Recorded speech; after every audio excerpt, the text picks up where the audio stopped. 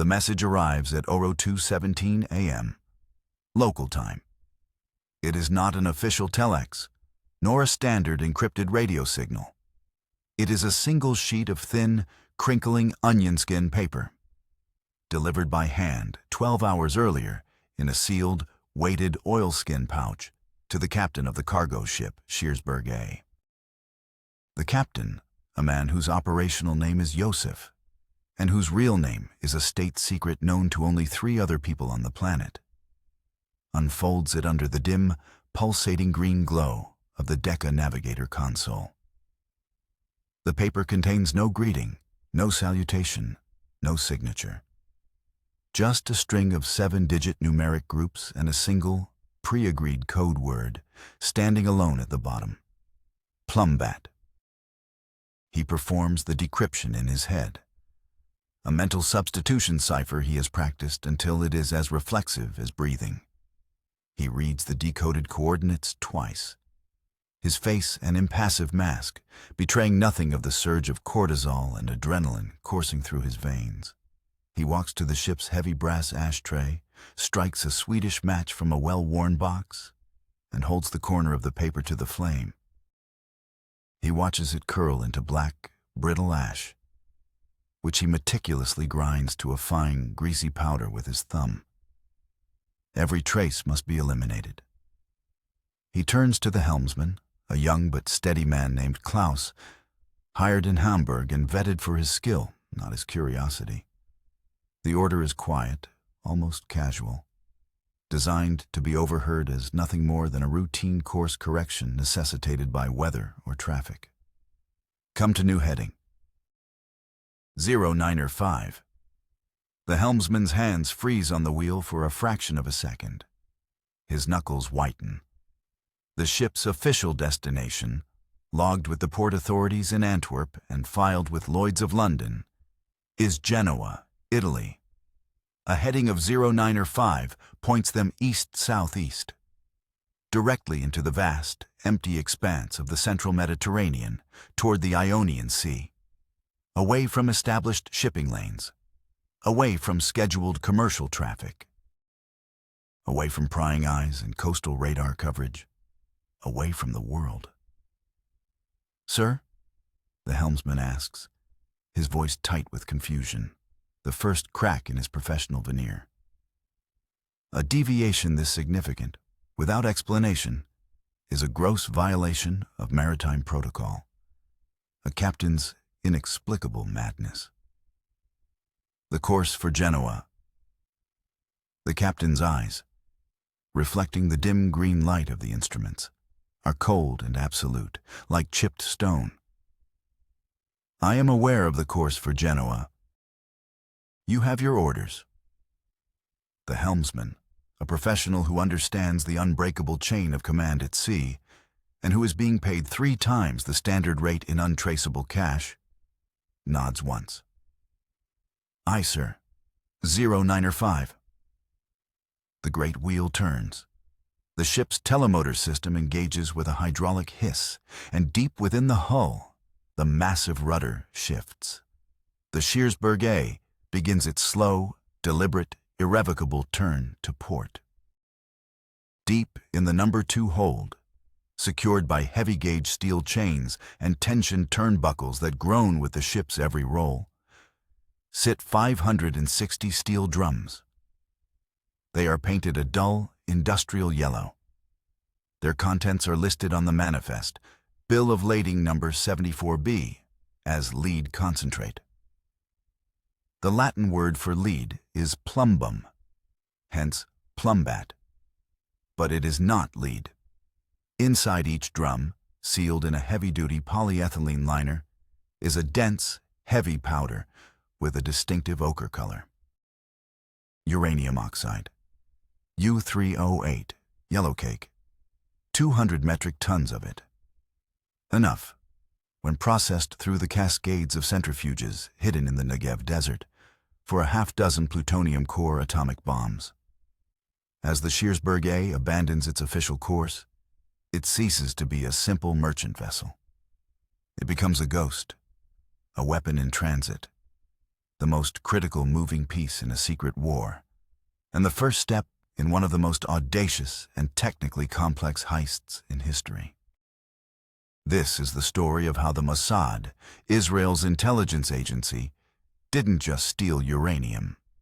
They stole an entire ship, created a phantom corporation from thin air, and hijacked the very machinery of international commerce to build the ultimate guarantor of their nation's survival. To understand the sheer, cold desperation behind Operation Plumbat, you have to understand the geopolitical map of 1967. For Israel, the map was a cage. Surrounded by hostile nations sworn to its destruction, its borders were nothing more than fragile ceasefire lines. The Six-Day War had been a stunning, preemptive military victory. But it was a victory that bought time, not peace. It had created a buffer zone, but it had also hardened the resolve of its enemies, turning simmering resentment into a burning, obsessive quest for revenge. The Soviet Union, seeking to expand its influence and humiliate the West, was rearming Egypt and Syria at a terrifying rate. Intelligence reports landing on Prime Minister Levi Eshkol's desk were unambiguous and chilling. New MiG-21 fighter jets with upgraded Tumansky R-13 engines, new T-55 main battle tanks equipped with L-2 Luna infrared searchlights for night fighting, new batteries of SA-2 guideline surface-to-air missiles creating a deadly protective umbrella over the Suez Canal. The starkest evidence of this new reality had come on October 21, 1967, when an Egyptian Komar-class missile boat, supplied by the Soviets, fired two P-15 Termit anti-ship missiles and sank the Israeli destroyer INS Eilat, killing 47 sailors. It was the first time a warship had been sunk by a guided missile in combat. The message was clear. Technological parity was gone. The next war, everyone in the Israeli defense establishment knew, would be an all-out, coordinated assault. An existential war. For a small nation with no strategic depth, survival depended on a single, terrifying concept: deterrence. An absolute, unspoken guarantee that attacking Israel would result in the attacker's own annihilation. The answer was hidden deep in the Negev desert, under a sprawling, guarded complex officially labeled the Dimona Textile Plant. It was, of course, no textile plant. It was a heavy-water nuclear reactor, built in secret with French assistance in the late 1950s. The heart of a program known only to the highest echelons of power, a project so secret its real name was never committed to paper. But a reactor is just an engine. It needs fuel. Dimona had been running on a finite supply of uranium secretly acquired years earlier from various sources, including a clandestine deal with Argentina. By late 1967, the gauges were nearing empty. The fuel rods were becoming depleted. The program was grinding to a halt. The ultimate insurance policy was about to be canceled. This reality created the mission. The mission, in turn, would be defined by the three men chosen to execute it. First, the architect, Meir Amit, director of Mossad. Amit was not a cloak-and-dagger spy of the old school. He was a strategist, a grandmaster of geopolitical chess. A former general who had lost a leg in the 1948 War of Independence. A constant, throbbing reminder of the cost of conventional warfare. He saw intelligence not as a passive collection of secrets, but as an active tool for shaping national destiny. His predecessor, the legendary and fearsome Isser Harel, had been a master of counterintelligence and retribution, focusing on hunting Nazi war criminals and building an impenetrable security apparatus at home. Amit's vision was global and proactive. He believed Mossad's primary role was to reach across the world and bend events to Israel's will before they became existential threats. He had famously sent an agent, Eli Cohen, to infiltrate the highest levels of the Syrian government, an operation of breathtaking audacity that yielded intelligence, including the precise locations of Syrian gun emplacements on the Golan Heights, that proved decisive in the Six-Day War. After that war, when France's Charles de Gaulle, once Israel's closest ally, suddenly imposed a strict arms embargo and severed all military and nuclear cooperation, it was Amit who understood the true, chilling meaning. The conventional doors were closed. From now on, Israel would have to get what it needed from the back alleyways of the world. He authorized the creation of a new, hyper-secretive unit within Mossad, codenamed Lechem, the Science Liaison Bureau. Its job description was simple: acquire the technology, materials, and blueprints for Israel's most strategic programs by any means necessary. Plumbat would be its masterpiece, its defining moment. Next, the operator, Rafi Eitan. If Amit was the architect who designed the impossible building, Eitan was the master builder who could actually construct it.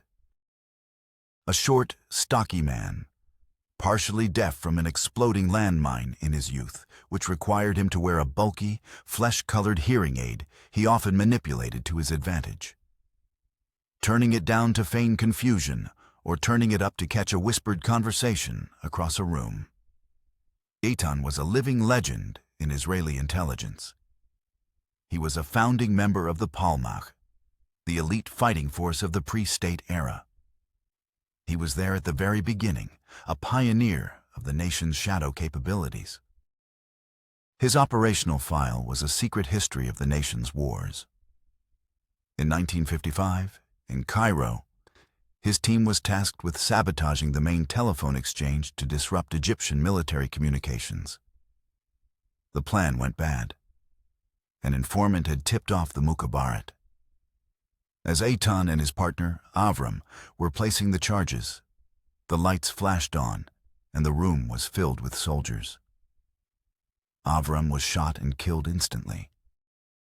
Eitan, reacting with pure instinct, detonated a small flashbang grenade he carried for just such a contingency, blinding the soldiers for a precious few seconds. He didn't run. He charged through them, firing his Beretta, using their stunned confusion as cover. He escaped into the Cairo night with a bullet graze on his ribs and the bitter taste of failure in his mouth. The mission was a tactical disaster, but it taught him a lesson he never forgot. Plans always fail. Success depends on what you do in the seconds after the failure. His defining public moment came in 1960. He was the commander of the Mossad team that flew to Argentina, located Adolf Eichmann, the bureaucratic architect of the Holocaust, and snatched him off a Buenos Aires street. He was the man who physically wrestled Eichmann into the back of the getaway car. Eitan was not a planner who sat in an office pushing paper. He was a field man, a master of logistics, timing, and pressure. He knew how to assess risk, how to bribe, how to threaten, and how to improvise when a meticulously crafted plan inevitably fell apart. He specialized in the impossible. When Mayor Amit conceived of the Plumbat mission, there was only one man he trusted to run the tactical side. Eitan's reaction to the proposal to steal 200 tons of uranium from under the nose of European authorities was not shock or disbelief. It was a simple, practical question that cut to the heart of the matter. Who is the seller, and where is the ship? Finally, the ghost, Dan Airbell. Not his real name, but one of many. Airbell was a different kind of operator. He wasn't a commando or a spy master. He was a master of illusion, a forger of realities. A German-born Jew who had escaped the Nazis as a child on the Kindertransport. He possessed a flawless, unaccented command of the German language and an innate, granular understanding of European business culture, bureaucracy, and law. He could walk into a room and within minutes become whatever the situation required. A charming industrialist, a meticulous and boring accountant, a stern, rule-abiding shipping agent. His specialty was creating legends, cover stories so detailed, so backed by flawless, cross-referenced paperwork, that they were indistinguishable from reality. He could build a corporation from thin air. Letterheads printed on the correct Bavarian watermarked paper, bank accounts at Dresdner Bank opened with impeccable references, business registrations filed with the Stuttgart Handelsregister, tax records, utility bills for a rented office. He understood that in the world of international commerce, perception was reality. If the document said a company existed, it existed. If the bank account was active, the company was solvent. Airbel was the man who would build the intricate stage upon which Eton's operation would play out. He was tasked with creating a phantom, a legitimate-looking German chemical company that would purchase the uranium, a Liberian holding company that would buy the ship, and a dozen other paper trails that would lead any future investigators down a labyrinth of dead ends and legal cul-de-sacs. He was the key to making the impossible look not just possible, but mundane. A simple, boring commercial transaction between two European companies. The chessboard on which these men would operate was rapidly changing and bristling with hostile pieces. The primary obstacle was the impending Nuclear Non-Proliferation Treaty, the NPT. Championed by the United States and the Soviet Union, the treaty was designed to stop the spread of nuclear weapons. Once it came into force, any sale of nuclear material like uranium would be subject to strict international oversight by the International Atomic Energy Agency, the IAEA. Sellers would be legally required to verify the buyer's identity and the end use of the material through a system of safeguards and on-site inspections.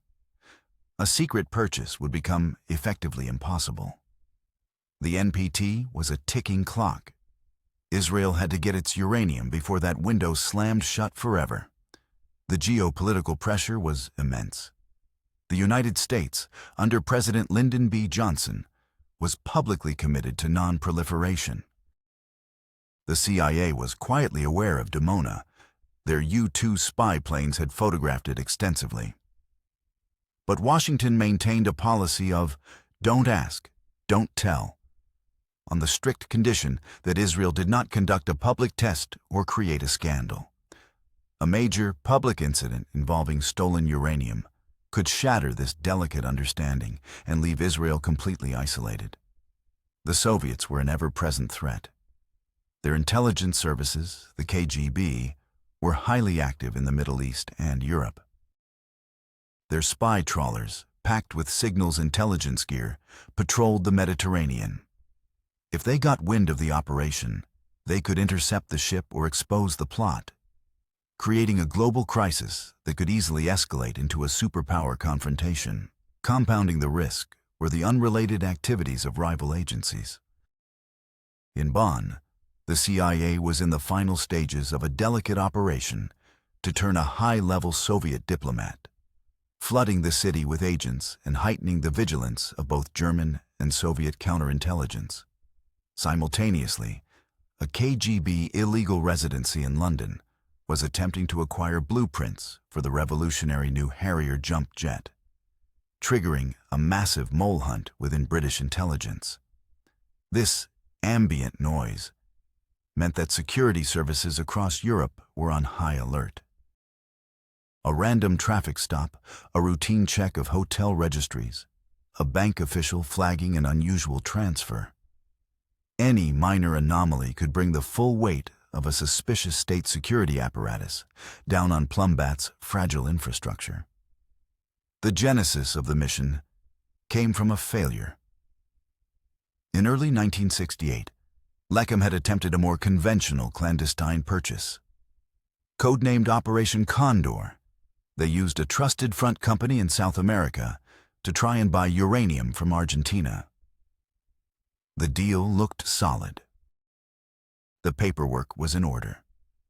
But at the last minute, a mid-level Argentine official, nervous about the buyer's unfamiliar credentials, made a routine inquiry with a European counterpart at a nuclear energy conference.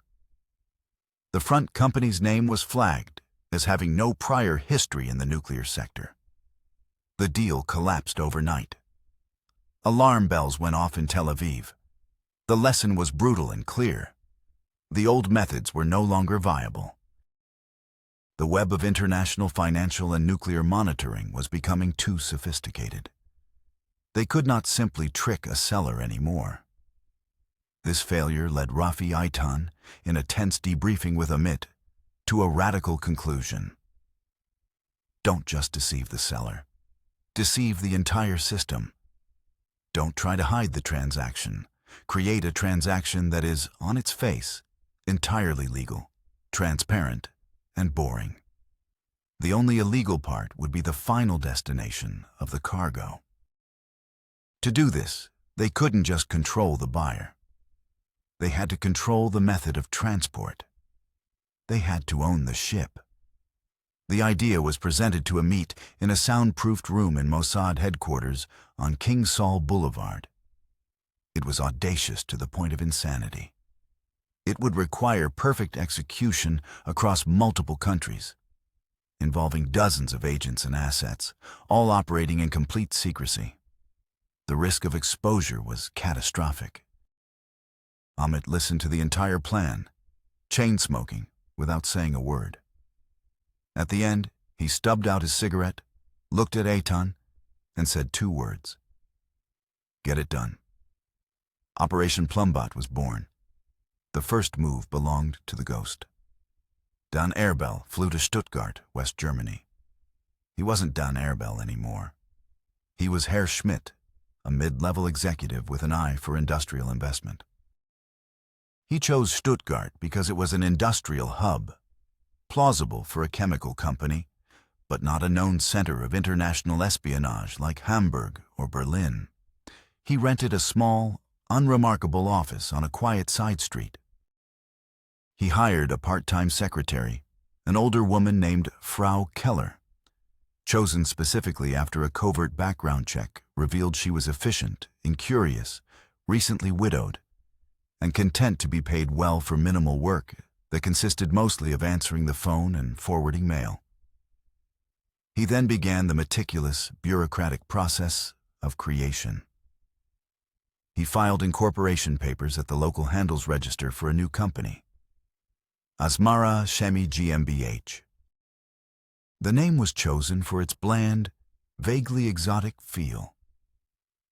Asmara, a city in what was then Ethiopia, had no connection to anything, which made it a perfect red herring. The company's stated purpose was the import and development of petrochemical products and industrial catalysts. This was the critical piece of the cover story. Certain advanced petrochemical processes in the 1960s, like Ziegler-Natta polymerization, used uranium compounds as catalysts. It was a niche, but technically plausible use for yellowcake. It provided a non-nuclear reason for a chemical company to be buying uranium oxide. Erbel opened a corporate bank account at Dresdner Bank, depositing a significant sum of money wired through a labyrinth of offshore accounts originating in Panama. He had high-quality stationery printed, with an embossed logo. He had business cards made. He even took out a small advertisement in a German chemical trade journal, announcing Asmara Chemie's formation. From the outside, Asmara Chemie was a new, modest, but entirely legitimate German company. While Erbel built his Phantom Corporation, another Lichem team under Eitan's direction was hunting for a ship. The criteria were specific.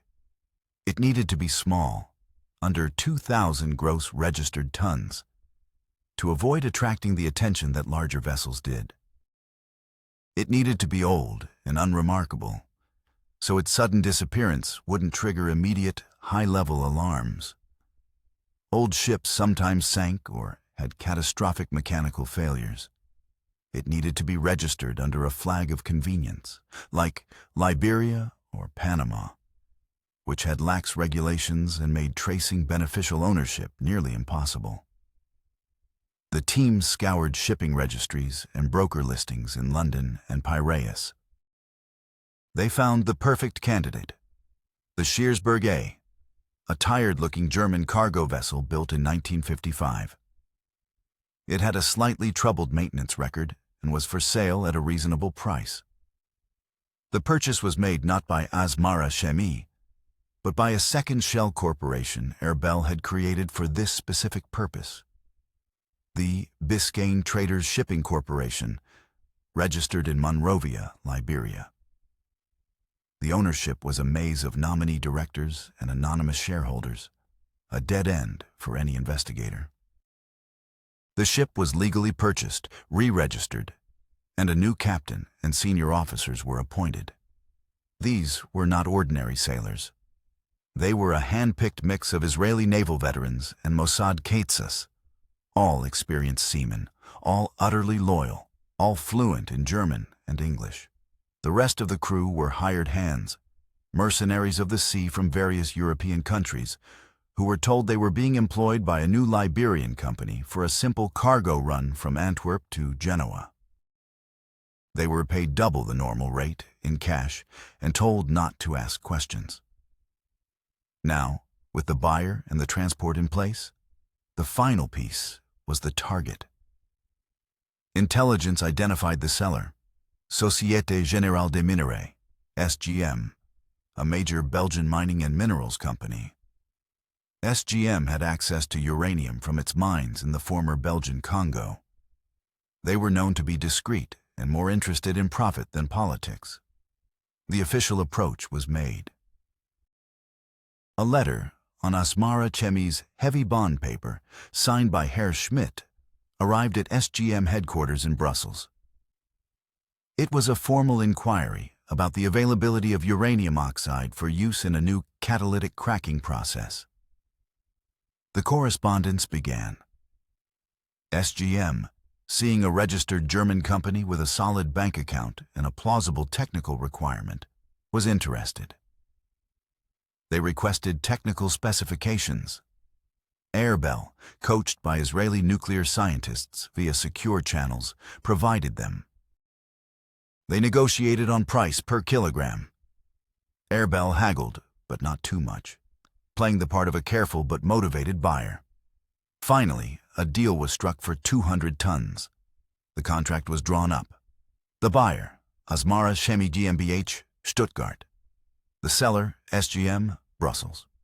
The cargo, 200 tons of uranium oxide in 560 drums. The port of loading, Antwerp. The port of destination, Genoa, Italy.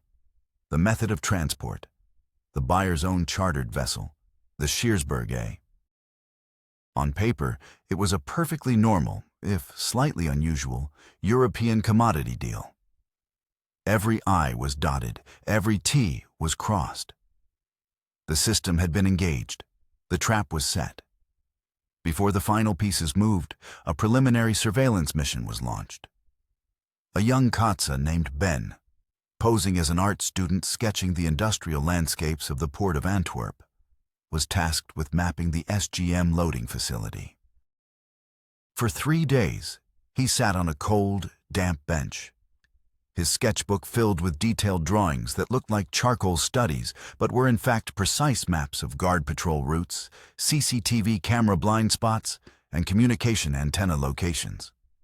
On the 3rd day, his luck ran thin. 2 port security guards, bored and suspicious of the quiet student who had been there for hours, approached him. "What are you doing here?" the senior guard asked in Flemish, his eyes hard. Ben, fluent in 5 languages, feigned confusion, then answered in heavily accented, broken English. "Drawing. For school. The big boats."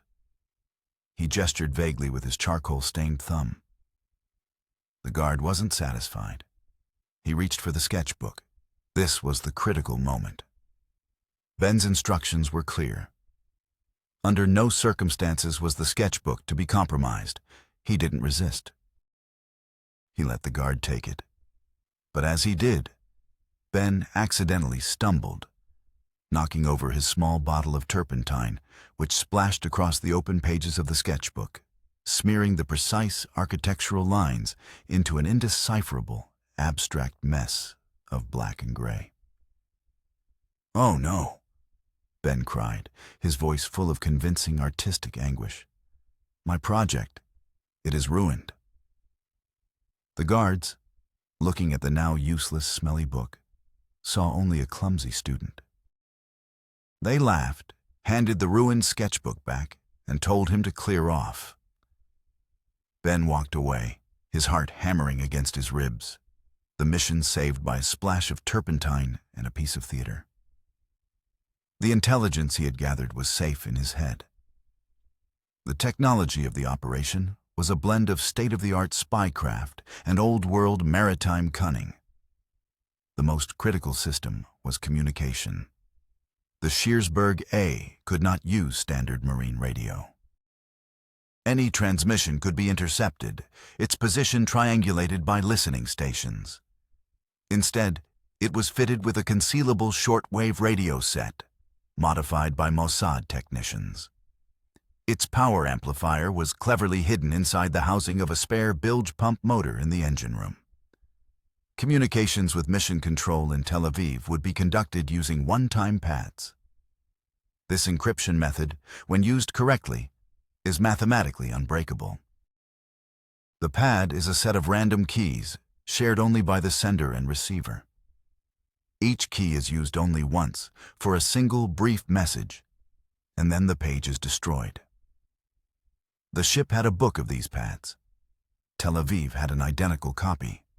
Transmissions were restricted to specific, pre-arranged windows, lasting only a few minutes, on obscure frequencies that shifted for each broadcast. The technology of deception was equally important. The ship's primary navigation tools were its magnetic compass, its sextant, and its chronometer. The plan was to create a phantom journey. The official logbook, a legal document, would be a work of fiction, showing the Shearsburg A dutifully sailing from Antwerp to Genoa. A second secret log would track its real course. This required immense skill in celestial navigation, the ancient art of finding one's position by the stars, a method that was passive and untraceable. The final piece of technology was the lowest tech of all: paint and stencils. Aboard the Shearsburg A, hidden in a locked storage compartment, were cans of marine paint, rollers, and a set of stencils for a new ship name, Kerkyra, and home port, Piraeus. The plan was not just to make the cargo disappear, but the ship itself. The operation commenced. The Shearsburg A, under its Mossad captain, arrived in Antwerp. The loading process began under the watchful eyes of the Belgian port authorities. And then, the first major complication arose. A telex arrived from Euratom, the European Atomic Energy Community.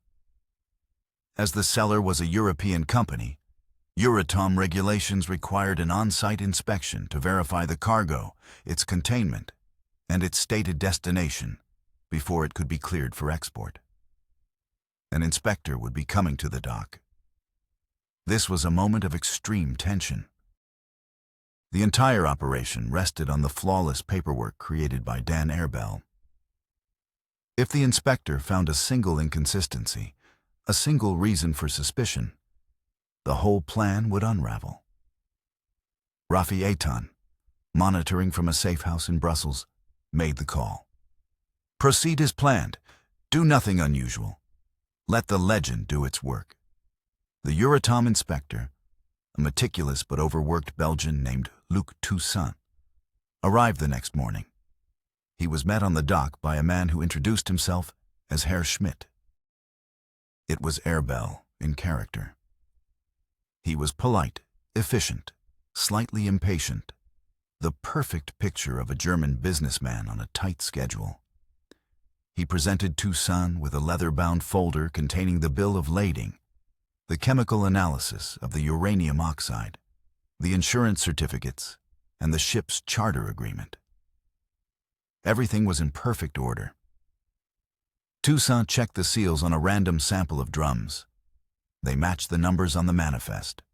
He asked about the end use. Airbell launched into a prepared, technically dense explanation of Ziegler-Natta catalysts that left the bureaucrat nodding, his eyes glazing over slightly. Toussaint, satisfied, stamped the papers with a heavy, final thud. Clearance granted. The legend had held. The ship was loaded, the hatches sealed, and the Scheersburg A steamed out of Antwerp into the North Sea and turned south toward the English Channel. For 5 days, the voyage was routine. The fictional logbook was meticulously maintained. The ship passed through the Strait of Gibraltar and entered the Mediterranean. The world believed it was on course for Genoa. Then came the second complication: technology failure. 300 miles west of Sicily, during a scheduled communication window, the ship's radio operator, a Katza named David, tried to transmit his coded all-clear message to Tel Aviv. He powered up the hidden shortwave set. Nothing. No carrier wave. Just a faint hum. The power amplifier, the custom-built unit hidden inside the bilge pump motor, was dead. They were deaf and dumb. Adrift in the Mediterranean, completely cut off from their command structure, with 200 tons of uranium in their hold. Panic, cold and sharp, threatened to grip the small Israeli crew. Captain Yosef was unimfel.